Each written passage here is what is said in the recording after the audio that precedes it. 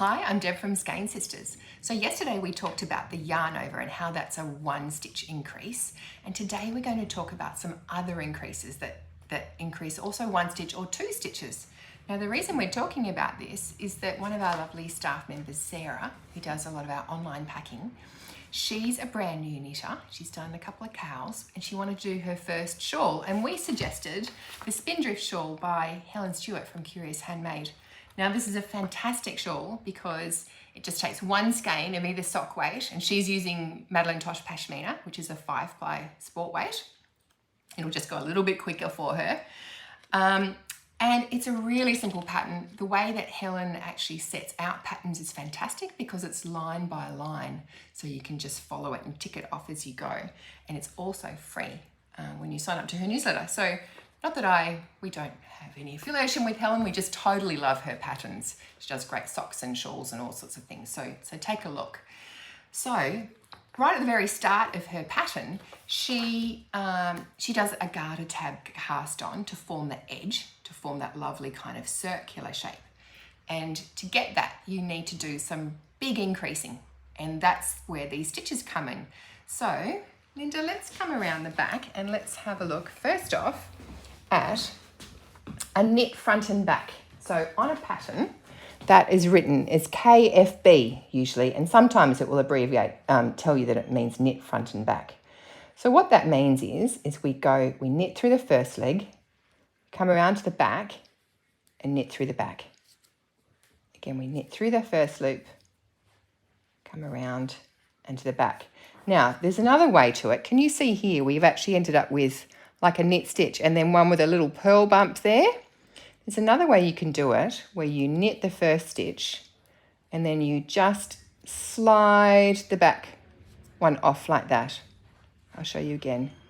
So knit the first and slide it off. And that, if you can see the difference between those ones and those ones, doesn't give you that extra little bump there. So it's actually more of a neater finish. Now, to do that English style, I just naturally went into continental knitting.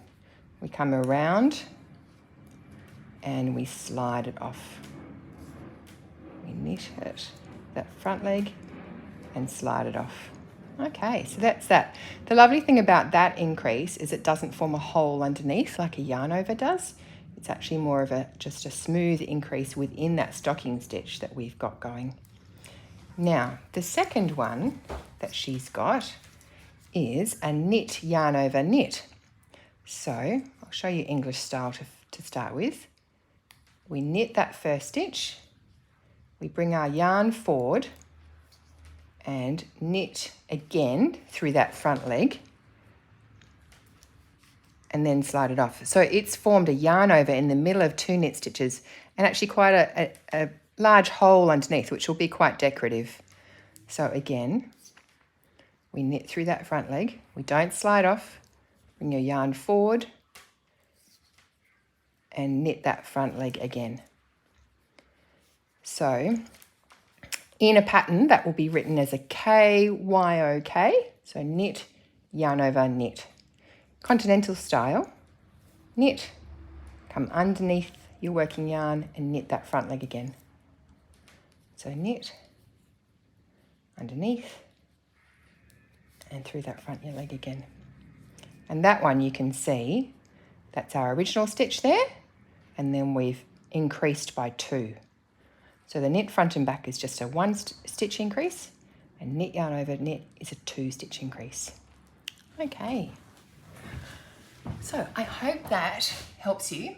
Some of these are, I think, well, they're quite sort of beginner techniques, and then I forget that there's lots of people who still actually need to know how to do all of these things. If you get really stuck, give us a call. We're always here to help.